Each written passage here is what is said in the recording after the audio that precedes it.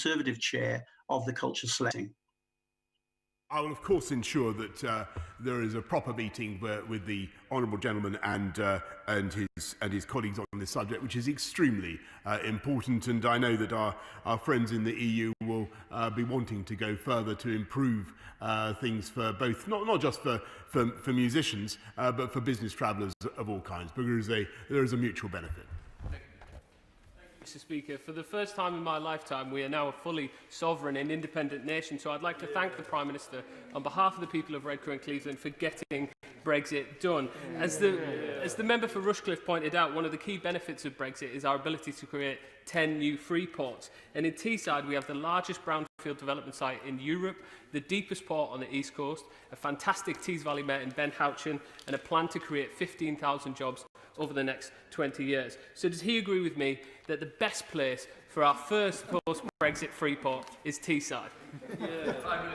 There's being a bit of a theme to these interventions from my brilliant Freeport campaigners behind me. They're absolutely right. We don't hear about it from the party opposite. But Mr. Hydrogen, as I think my honourable friend is now known, makes an excellent point. As I said earlier on, the bidding process is underway, and it would be wrong of me to comment any further.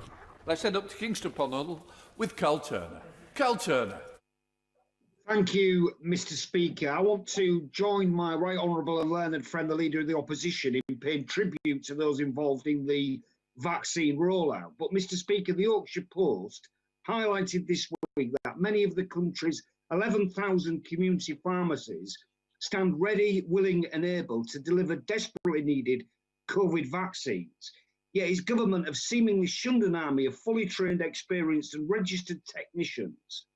Pharmacies like Witham Pharmacy in East Hull are at the forefront of the flu vaccine every single winter and are ready to play their part in the national effort. So will the Prime Minister now take control and fully mobilise the skills and expertise of community pharmacies to get Britain vaccinated? Well, Mr. Speaker, there are 9,000 fantastic community pharmacies across our country. They do an amazing job.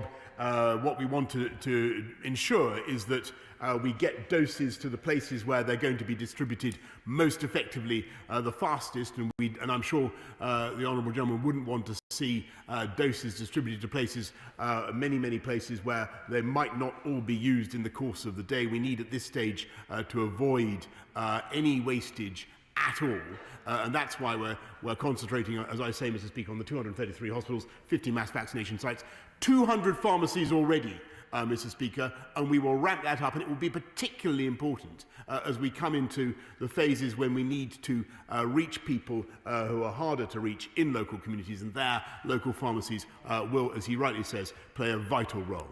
Let's head up to Norfolk with Duncan Baker. Duncan Baker. Thank you, Mr. Speaker.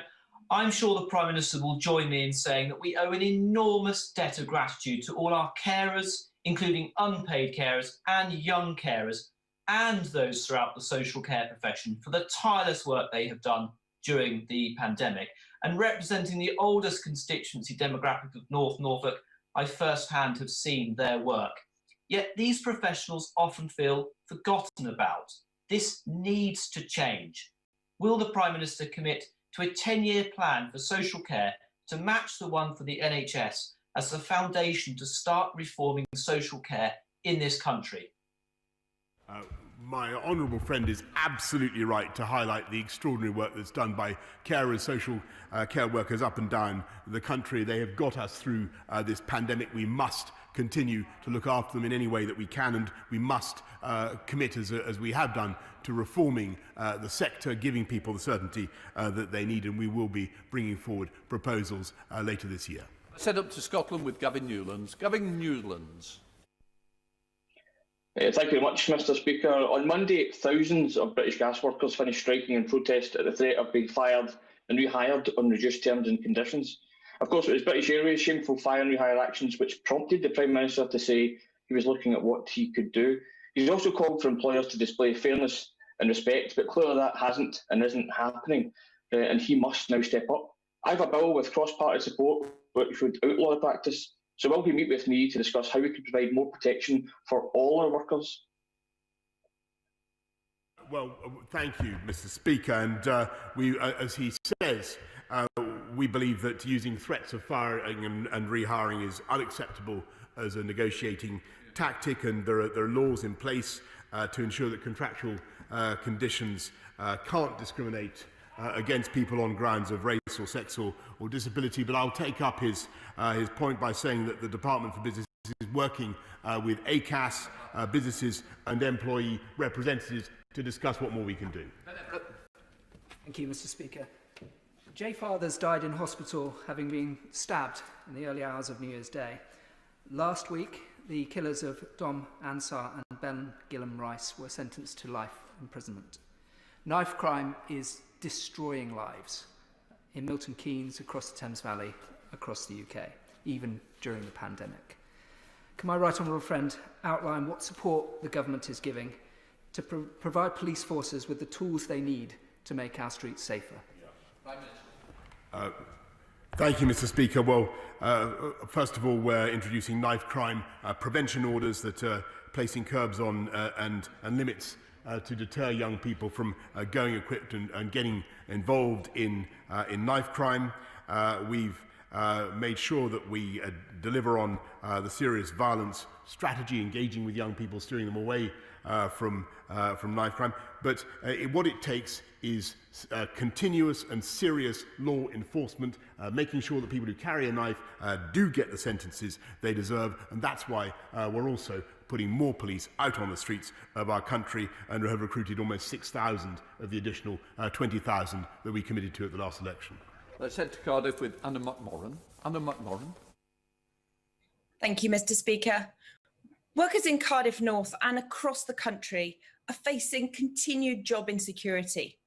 And as we've heard, shameless fire and rehire tactics, forcing British gas workers to take a stand against this and strike in the most difficult of circumstances.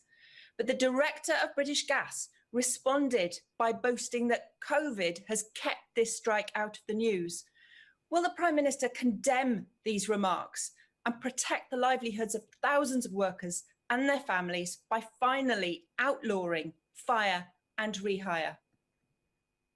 Well, Mr. Speaker, insofar as that was the gentleman's intention, he's failed in that, and I think possibly the best thing I can do is repeat what I've just said to the Honourable Gentleman who's already raised this strike. We regard fire and rehire as unacceptable, and we will continue to make that point and seek further means of redress. Let's head to Andrea Leadsom in Northamptonshire. Andrea Leadsom. Thank you. I'm grateful to my right honourable friend for the opportunity to chair an early years healthy development review on behalf of the government.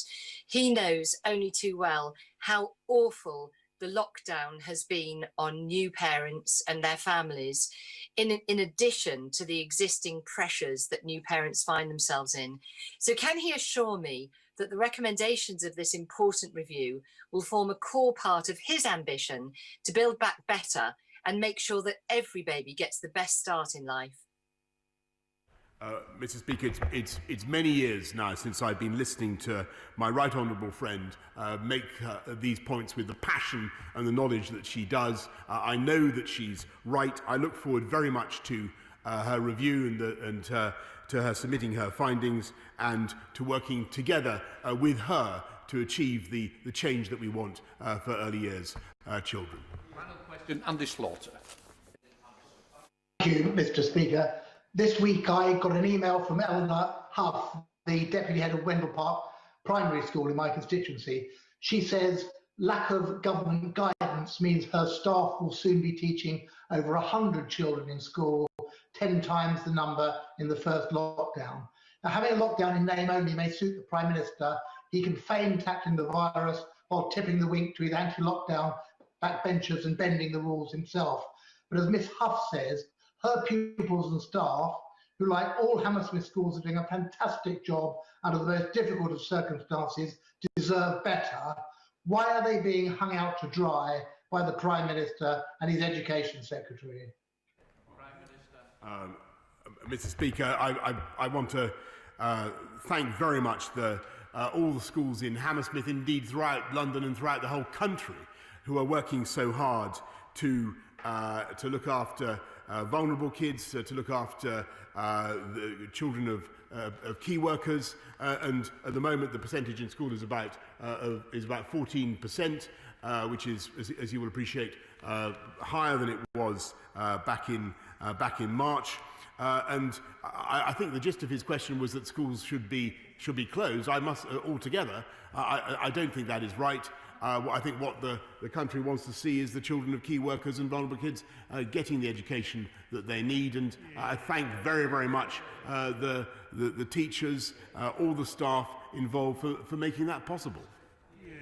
In order to allow the safe exit of honourable members participating in this item of business and the safe arrival of those participating in the next, I'm suspending the House for 3 minutes. Order.